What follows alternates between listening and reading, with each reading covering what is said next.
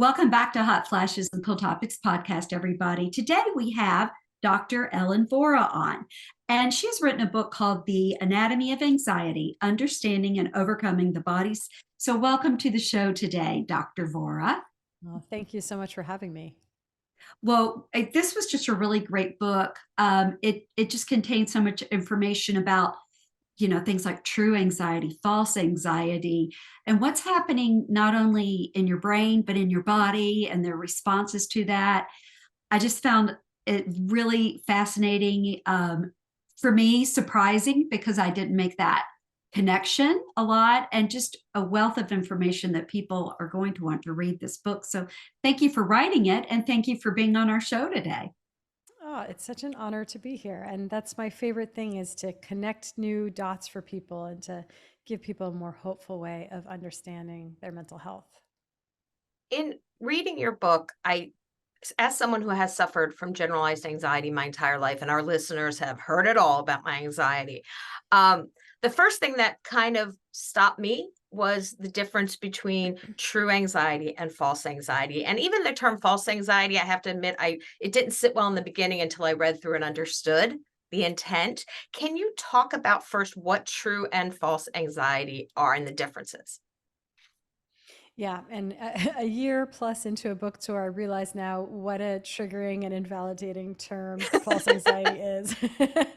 I had suspicions, but yes, indeed. But I really never mean anything to invalidate anybody's suffering. In fact, I was in what I would call false depression for many years, and it doesn't speak to the suffering isn't any less real. It's life altering suffering, but it speaks to the underlying root cause. So, taking a step back, what are false and true anxiety? This is the central thesis of the book. And the idea is that even though I was taught to evaluate anxiety according to the so called Bible of Mental Health, the DSM, Diagnostic Statistical Manual, I was starting to observe in my practice that it wasn't actually steering management in a meaningful way for me. And what was a more useful categorization of anxiety was to think about it as either false or true, where false anxiety is physical anxiety, it's avoidable anxiety. It's based in the physical body, and it occurs when something has tipped our body into a stress response. And it's often a pretty innocuous aspect of modern life, something like a blood sugar crash or sleep deprivation or a hangover. It trips us into a stress response, and then we subjectively experience that as anxiety. And we would do well to identify that root cause and address it at the level of the physical body, and we can eliminate unnecessary suffering. True anxiety, on the very other hand, is blissful anxiety. It's not something to pathologize. In fact, true anxiety is not what's wrong with us. And in many ways, it's what's right with us when we're able to viscerally connect to what's wrong in the world around us. And it's really a call to action. It's asking us to slow down, get still, and pay attention to what feels out of alignment in our personal lives, in our communities, or in the world at large. And as I mentioned, true anxiety, it's not something we want to suppress or pathologize. It's something we want to listen to and heed. Yeah, I know that in your book you also mentioned going toward that because it seems like people just they want a quick fix. If they're feeling this way, they want to stop feeling that way. And you talk about, well, really, you might really need to go towards it. Can you talk a little bit about that and why that is the reason? Yeah, and I mean, I have so much sympathy. Of course, we want a quick fix. We don't want to suffer. But where with false anxiety, it's really how do I identify the source of that false anxiety and eliminate it? With true anxiety, the central question is not how can I stop feeling so anxious? It's what is my anxiety telling me? And when we can slow down and listen to that and get the memo, we can let that true anxiety fuel purposeful action. And once we're in that way, we don't feel quite so mired in our anxiety. It wasn't asking us to solve the problem, it was asking us to take the first step in that direction. And then once we have, we usually don't still feel anxious. What are some ways you could take that first step? Like if it is a true anxiety thing, what are some different, I don't know, suggestions for taking that first step? With true anxiety, it depends on the call to action. And these can be really small and really grand. And for some of us, it's you probably should take steps towards transitioning your career to something that feels more in alignment. For somebody else, it's you know that you want to step up and be an activist in the ranks of this cause. And for someone else, it's call your grandma. And it's really just where you have an inconvenient truth kind of bubbling just under the surface, and it's nudging you and it's saying, hey, if you'll only pause for a minute, you know there's a course correction needed here. And we steamroll over it most of the time because it's usually a pretty inconvenient truth. A lot of times our true anxieties are something that we're like, I don't want to look at that because it would blow up my life. But there's always that idea of choose your hard. And I think it is really hard to convert our true anxiety into action. It's also quite hard to go through our lives feeling out of alignment. And I think when I was reading through and trying to get an understanding for both, and you're very clear in the distinction, it seems like the false anxiety is more body based, and the true anxiety, it can almost be looked at as a power and not necessarily something negative in your life. Like if you call your grandmother and you resolve issues in your life that maybe have been settling, or your parent, something that, like you said, aligns you back into the direction that you feel comfortable going.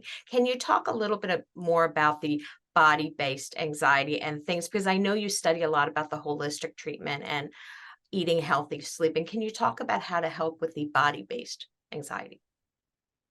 Yeah, and you raise a really good point. The algorithm for how I do this with patients is that we start with the false anxiety. That's the low hanging fruit, it's the quick wins. And when there's a lot of false anxiety pinballing our physiology around, it muddies the waters and makes it harder to tune into our true anxiety. And so, only once we've really cleared some of that false anxiety can we drop in and hear that clarion note of what is our inner compass telling us. And also, to your point, that's a superpower. And sometimes when people say, like, my anxiety is a superpower, it almost feels like it's a pander. Like, what are we really saying? But I do think that there's different types of people. And I like the term that Sarah Wilson coined in her book, First We Make the Beast Beautiful, where she called some people life naturals, and they aren't prone to anxiety. And that's must be nice, right? So some people can be our pilots and can be our surgeons and are unflappable. And we need those folks in the ecosystem of human variation. But we equally need people that can't make it through the news without feeling their heart wrenched open. We need everybody in the ecosystem. And if you do happen to be one of the people who's very prone to that visceral connection to when something is not right in the world, this is not a liability. This isn't you being too sensitive. It's not something wrong with you. It is really something right with you. And I do think that um, I like the expression. It's a harder path, but it's a higher calling. And I think that the people that really viscerally connect when something's not right in the world, they make the world go round. They're a critical part of the ecosystem. So I just want people to give themselves that grace if they're struggling with a lot of true anxiety. To answer your original question about addressing the false anxiety, when I work with a patient, we'll use a false anxiety inventory. And it's a list of different possible reasons why they might be feeling anxious in that moment. And it's important to realize when we're in a moment of peak anxiety, and let's say we already know it's false anxiety, we're of course already going to have a story in our minds about why we're anxious in that moment. Our mind is the consummate meaning maker, and that's pretty much one of its primary jobs is to make sense of sensory stimuli. And so it's telling us a story to make sense of this anxious sensation. And it'll say, well, I'm anxious because of this thing happening at work, or this interpersonal dynamic from this grade that still irks me to this day. And there's validity always to the stories we tell ourselves. But it's not actually the cause of the anxiety in that moment. And if we could omnisciently peek under the hood, what we would see is that in that moment, there's a blood sugar crash happening, an extra cold brew coffee was consumed that morning, we're a little hangover, and we were doom scrolling until midnight. And so all of this has gotten the physiology of the body into a stress response. And that's the cause of the anxiety in that moment. And that story we tell ourselves is a retrofitted justification to make sense of what is first and foremost a physical sensation. So that inventory, I'll have patients basically cue themselves, and it's important to validate the anxiety. You might say to yourself, yes, my problems are real. Yes, this story I'm telling myself is valid. And it's possible maybe I need a snack right now. And it doesn't invalidate our problems, but it helps make us more resilient in the face of our very real stressors. Yeah, that was, you talked about being hangry in the book. And that really is something like I know that, oh gosh, I'm 55 years old, but I know that over time, I'm like, okay, if I'm going to be here at this time and I'm not going to have time to eat, I really better eat something right now so I won't get myself into that situation, because it does cause just it can almost start to wreak havoc almost. And like you said, it's a false anxiety thing that is happening. Maybe if I had eaten something, I wouldn't feel that way in traffic. I wouldn't feel like while I'm driving or something. So that really, yeah, the connections you make in the book really, it's like, okay, that's what's happening with me. That is what's happened there. There's, Yeah. there's a pseudo philosopher named Alain de Botton, and he says this better than I'll be able to paraphrase right now. But he basically says it's not insulting to the profundity of the human experience to say that sometimes despair is just low blood sugar and exhaustion. And we can get to pretty dark places from things that are actually physiologic. Yes, absolutely. And it just makes it really clear in there. And you're talking about sleep. You just had That's what some I was great going to bring pointers. up. Yes. Yeah, One yeah. of the things that I think is important for the listeners to remember is you're not saying that medication isn't appropriate is where it's needed, but there's a toolbox. And if you can add things to your toolbox, they're going to help you on a daily basis. And I think sleep is one of the top things. We have spoken to so many experts about a myriad of topics, whether it's menopause or mental health or just, rage or anything. Sleep is such a huge component. Can you talk about the connection between false anxiety and sleep? I can talk so much about sleep, but I also compulsively want to go back one step and just Mhm. address the medication question and kind Sure. of paint an overview. So, absolutely. And it's such an important distinction. Anytime I talk about a holistic approach to supporting mental health, it lands like, so what are you saying? Are we stigmatizing medication? And no, not in the slightest. I'm in the business of relieving human suffering by whatever means is well tolerated and safe and effective. And I'm a psychiatrist, I prescribe medication. But what I think is what we have to understand is my field is in crisis. We are helping some people and we're leaving a lot of people without satisfactory relief from their symptoms. And we need different approaches to hike up this mountain of healing. The one very limited menu of offerings that we currently have, our current medications and psychotherapy, are great, but not great enough. And there's just too many people who try it and it's initially helpful, but over time it's not, or it's helpful, but they experience side effects, or they have a contraindication with another medication, whatever the case may be. We just need other strategies for mental health. And I think there's a paradigm shift that we're due for, which is that we've all come of age understanding that our mental health is the result of a genetic chemical imbalance. It implies that it's a fixed trait and it's our destiny. And it really has us focused on mental health from the neck up. And we say if we're depressed or we're anxious, it's our serotonin. And it's actually a bit myopic. And if we expand just to the evidence based determinants of our mental health, it's broader than that. That genetic chemical imbalance was only ever a predisposition, and it's influenced by environmental factors like how we're sleeping, how inflamed we are, how we're feeding ourselves, whether or not we're exercising, the health of our digestive tract, all the way to more psychospiritual factors like do we have community or a sense of meaning or purpose in our lives? These are all evidence based determinants of mental health. And I think when we focus exclusively on the genetic chemical imbalance, it's our least hopeful narrative about mental health. And I think if people are feeling despair or stuck, I want them to shift their focus and see that there's actually so much that we can influence in terms of how we're going to feel. So sleep is the top of that list. And sometimes people say to me, well, I'm not sleeping because it's the depression or it's my anxiety is making me not sleep. And there's validity to that. But it's actually a bi-directional relationship. And what's also true is that improving sleep quality improves every single mental health diagnosis. And I find it's the easier entry point.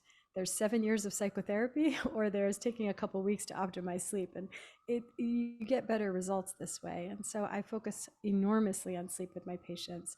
And I think of it as, for the most part, we are experiencing what I call modern insomnia. It's insomnia related to the modern environment. And this has to do with the fact that light is what cues our circadian rhythm, or our sleep-wake cycle. And we have a part of our brain, it's called the suprachiasmatic nucleus. It's our internal clock. It's not connected to a satellite, it's connected to our eyeballs. And the only way it has of knowing what time of day it is the light getting into our eyes. And that system was foolproof on the proverbial savannah of human evolution. You couldn't get it wrong. If it was daytime, you were surrounded by light, you'd secrete cortisol, we'd feel awake and alert. And at night, we were surrounded by darkness, save for maybe a fire and some moonlight, and then we would secrete melatonin and get sleepy. And I don't blame evolution for not anticipating the plot twist, which was that we were going to harness electricity and invent the light bulb, and eventually Netflix, and eventually secession, and now nobody sleeps anymore. And so the onus is on us as the script, and make sure that we're giving our eyes, and therefore our brain, the correct light cues so that we can have a healthy circadian rhythm. And just to give the actionable strategies for how to do that, it starts first thing in the morning.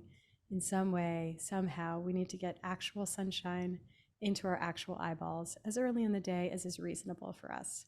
And so that might mean that it's not through a car windshield, it's not through sunglasses, it's not through a window, it's the real thing, unfiltered. And then the real secret sauce happens in the evening after sunset. And we evolved surrounded by darkness, and now we're surrounded by the psychedelic light show of modern life. And short of moving off the grid and raising chickens, homesteading, and making your own sauerkraut, we somehow need a harm reduction strategy. And I think the best we've got is the blue blocking glasses, which block all blue spectrum light from getting into our eyes. And so we can put these on after sunset, wear them until bedtime, and it will at the very least protect our ability to secrete melatonin and get sleepy. And I really like this kind of health intervention, something that's non-invasive, inexpensive, has biologic plausibility for why it works, and can change your life. And those glasses, can you like get them anywhere? You were saying inexpensive, like These? yeah, like Amazon or somewhere. I don't The know. ones I just modeled, if anybody's watching this, that make me look like I'm ready to do metallurgy, they're from Amazon and they cost $8. There's all different kinds at this point. There are varying qualities, but you figure out anything is better than nothing. And so getting any kind of blue blockers, I think, is great to put on in the evening. Yes, and then the Flux, you mentioned that book as well. Mhm. Flux that you can download on your computer, that changes like the light coming out of there as well. Yeah. I think all the software like Flux, night mode, night shift mode, all of that is necessary, not sufficient. So you Yeah. want to dim your screens, but I think the blue blockers still are a necessary addition to truly block out the blue spectrum light from suppressing melatonin release. Right. Yeah. In your book, you talked about telling someone to go camping, and Yeah. and how that kind of helped the path of them. And like I would say I would have been a horrible pioneer that if I want to go glamping and not camping, but I do get, when my children were younger, we would take them camping some, and as soon as it was dark, it's like, okay, there's nothing else to do.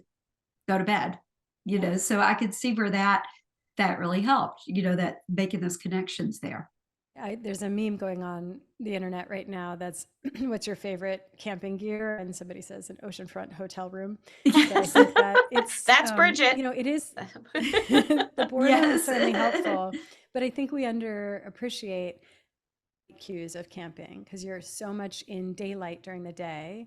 And it's hard to have blackout shades, like you're likely rising with the sun, which is also a very potent signal to getting your circadian rhythm on track.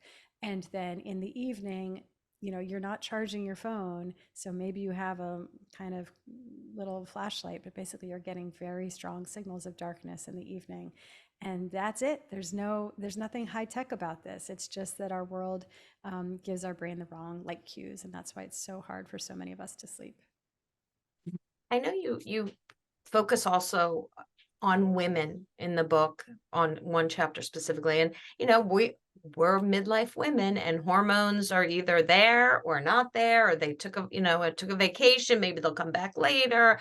But can you talk about the relationship to hormones? So, yes, I absolutely spend a lot of bandwidth focusing on the connection between hormones and mental health. And to me, what's amazing and somewhat outrageous is that this hasn't always been a central focus, because anybody who's ever spent time around any human being or had a period themselves knows that hormones influence our mood. Of course they do.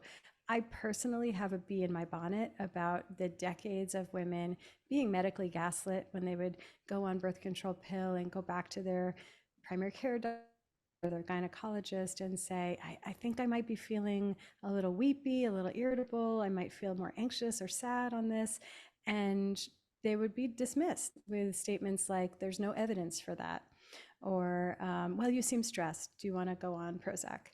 And I think that evidence of absence, not absence, or absence of evidence is not evidence of absence, first of all. And at this point now, we do, of course, have the evidence that, like, hormones influence our mood. And with some damning stats, like the earlier we go on exogenous hormones, the more impactful that has on our lifelong mental health.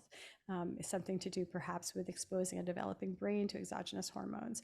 So this is very concerning, and I just want to have a public conversation about the fact that if you're on exogenous hormones for some reason and you suspect that it might be influencing your mood, let's explore our options. And it doesn't mean no one should be on it. It doesn't mean anything. It just means people deserve to be informed up front that this is a possibility, so they don't go years, decades not feeling like their best selves because they're doing something that's common. I think that there's another aspect of hormones, which is that I wish that we might have taken one day off from learning about algebra or fractions and just learned about the rhythm of the menstrual cycle. It took me until maybe my late 30s, early 40s to really understand that. And now I find it such a useful compass in how I understand how I feel any given day of the month. That's, of course, before perimenopause makes this a delightful, Yeah, get ready. consistently inconsistent journey. It is consistently inconsistent in perimenopause, but I think that at least for women in the reproductive years of their life, to understand that there's a certain feeling to the follicular phase and a slightly different feeling around ovulation, and really importantly, a different and crescendoing feeling in the luteal phase before we start to bleed. And it's powerful to understand that. It's a classic false mood, because now the meme on this one is it that I want to murder everybody in my family, or is it just that I'm getting my period tomorrow? And I think it's also important to reframe the cultural messaging we get around this, because we have a lot of choice words for describing a woman in so-called PMS. And the deep misogyny to that, we won't even go into. That's a whole nother podcast. Whole nother Yeah, podcast. yeah. But I think for ourselves, to give ourselves grace and compassion and patience to know I'm feeling a little bit more rough around the edges right now because my hormones are falling out and I'm about to bleed tomorrow. And to just be gentle with ourselves, but also to see that there is something really useful in the yin yang of our cycle. And in the same way that we're in the follicular phase, and we are much more, things can kind of just fall off of us and they don't bother us quite as much. They do bother us in the luteal phase. And I'm not sure one or the other is more valid. I think that there's some degree of truth serum to the luteal phase where that might not have bothered us in our follicular phase, but maybe it should bother us. And I think we have a lower tolerance for BS. And I think we have a greater sense of indignancy around injustices in the world as we get closer to the time when we're going to bleed. That's really interesting too. And like you said, it's just the hormones play such a part on what's going up and what's coming down. And, when we enter into perimenopause, menopause, and when you said the BS factor, I'm like, I wonder what estrogen's role is in the BS factor, because Colleen and I both have said this, that once we're hitting this age, we're just like, no, we don't have time for any BS. And it's like there's like this filter's gone and we just don't care anymore. We don't care if somebody so we're going to speak up. We're more apt to speak up than we had been in the past. So I'm sure it plays a huge role in that. Well, that's the beauty of the rebirth that happens with the perimenopausal period and the postmenopausal period. Because when we look at primate studies, what we see is that the most interpersonally effective primates are also the most reproductively successful. So there's something about those reproductive hormones that are fueling us to keep the peace and to try and to care about being interpersonally effective, because it actually makes us a more fit mate as a female. And so we have to care about that when we're still fertile. And then when we're no longer fertile, we don't have to care about that anymore. And how freeing and liberating, especially in this world that we live in, where the cultural conditioning about what it means to be interpersonally effective has to do with a lot of suppression of our own needs and lack of a sense of our own worthiness. And I think it actually engenders quite a bit of resentment and burnout. And so when we don't have to care about that anymore, we can be reborn into a world where once we were directing all of our caretaking energy toward all the people that depended on us, now we get to turn that toward ourselves and really put that caretaking toward ourselves and speak the truth without too much regard for, but what will people think? Yes. And ladies, that's what we have to look forward to. And it's really great. It's really great. Exactly. Exactly. You also talk about the importance of food. And I can say, like, as I mentioned to you, I have anxiety and I'm on Paxil, and someone would literally have to peel my fingers off the bottle in order to take it from me. Having said that, I'm also acutely aware of what goes in my body, how much I exercise, how much I sleep. Bridget will attest that at 10 o'clock I shut down. I don't care. I don't care if the president is in the room. Yeah. They're going Don't to watch ask me her. I mean, snore. yeah, her daughter's wedding, she did stay up till 11 I did. that night, but That's I mean, true. her eyes, I just, it's like blinds coming down. If it's 10 o'clock, it's Colleen's done. gone. But Yeah. having said that, I was on vacation last week and not having the awareness of what I was putting in my body, of was I exercising with, and I was putting a lot of junk in my body at the time. My anxiety was so exacerbated. And I understand what you're saying, that it all plays together in this flow. And when you get one thing gets out of position, you're not going in the right direction anymore. Can you talk about the importance of food? Yeah, I mean, I think I'm certainly not here to take any Paxil away. Like, Oh if no, that's I helping, didn't think that. hallelujah. Yeah, yeah. Trust me, I went through enough of them that to find, but I understand. But my point was that it helps. Like, it's not the only, it's not the, you have to put the work in too. It's Exactly. not the cure all. You have to be willing to say, I also need to be aware of what I'm eating, how I'm sleeping, am I exercising?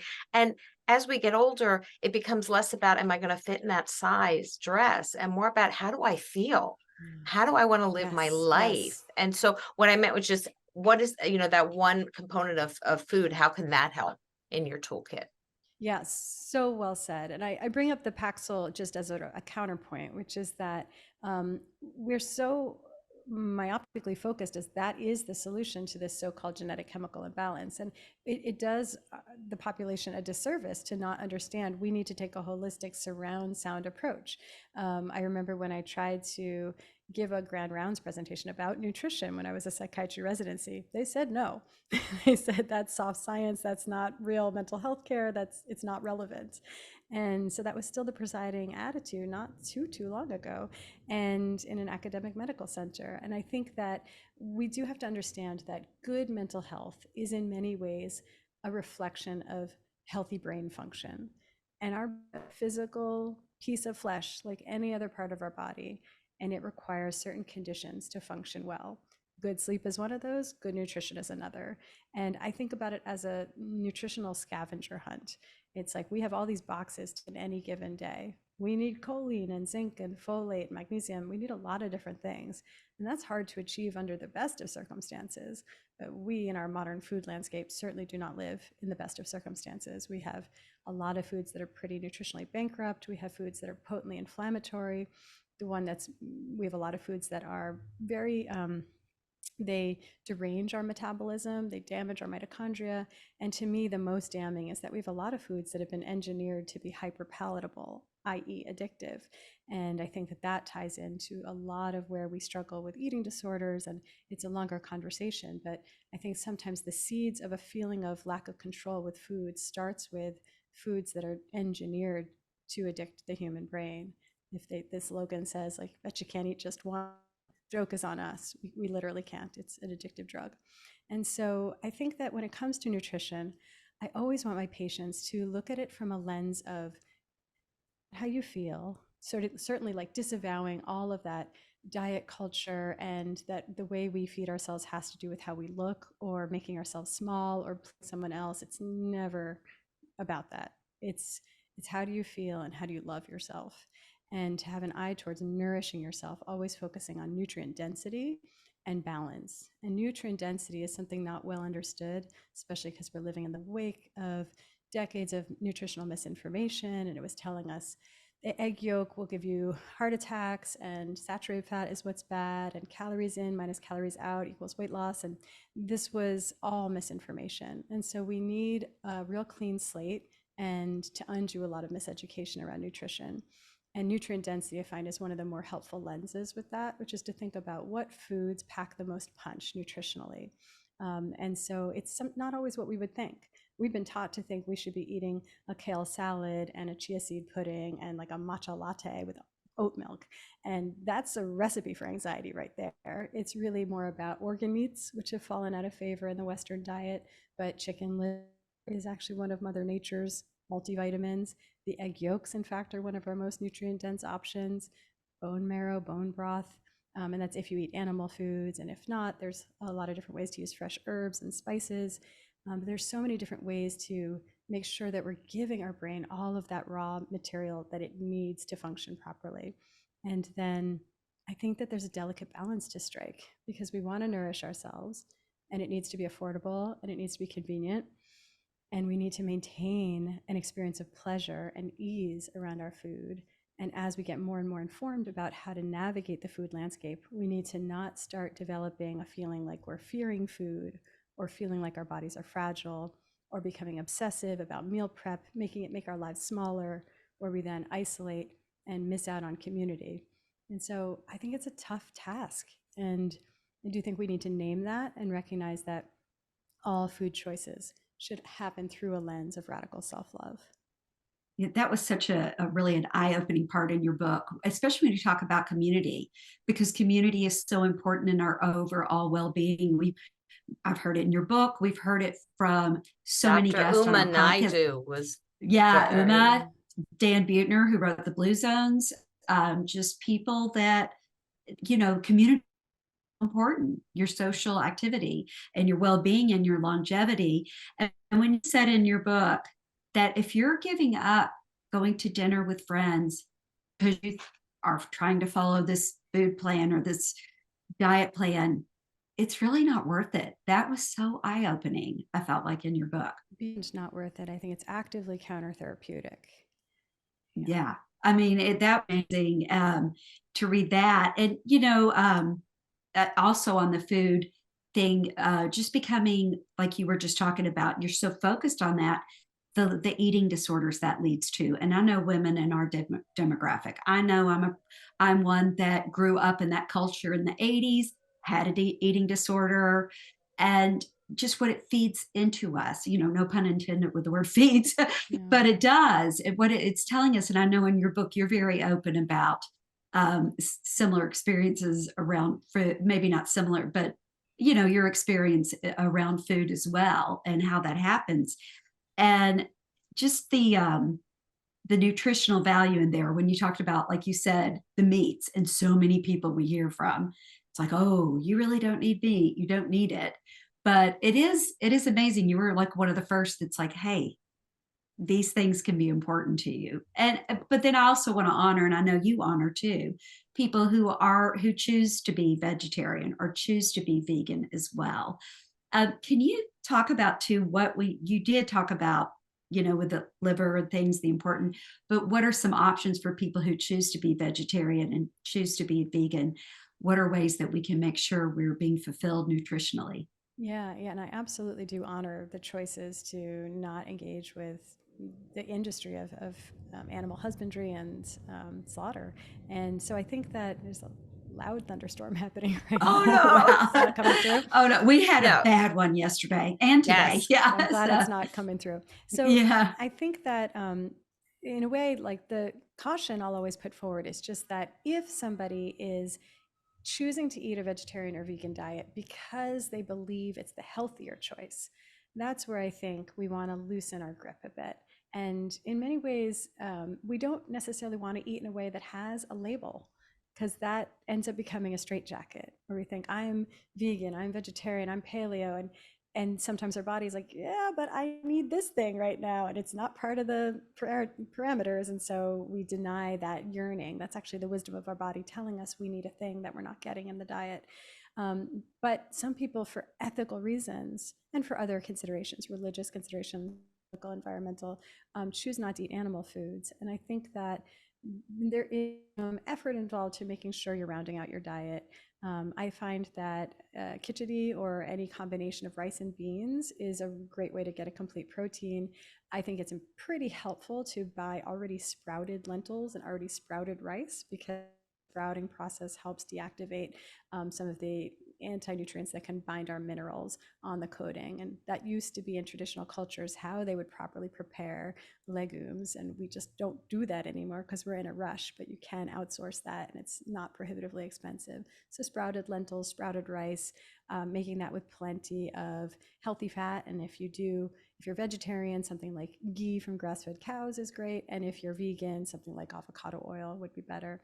And if you do consume dairy and you tolerate dairy, full fat dairy can be a good source of a lot of the nutrients you might be missing. If you do eat vegetarian or like ovo-lacto, then egg yolks are a wonderful source of nutrition. And so there are ways to do it. And I think sometimes supplementing with a little bit of vitamin B12 is necessary, even for vegetarians. And the party line is that that's only necessary in a vegan diet. But the studies actually show that even just vegetarians who are consuming dairy and eggs also need to supplement with B12, and that that's beneficial for mental health, especially anxiety.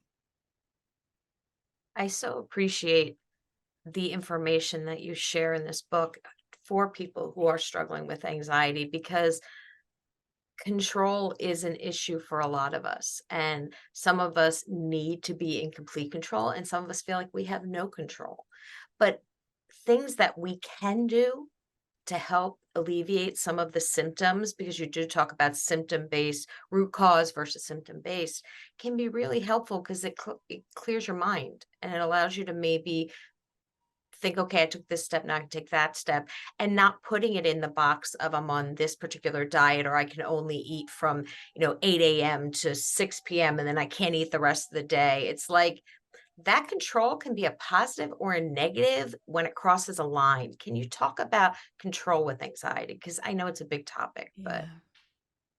Let's do it. Yeah. So control is central to anxiety. And I really honor that, first of all, any of us with so-called control issues, or, if we ever get accused of overthinking, I just want us to give ourselves grace around that. We come by it honestly. In many ways, it's a leftover trait that was an adaptation at some phase of our life. It was there to keep us safe. And this is where trauma comes into play.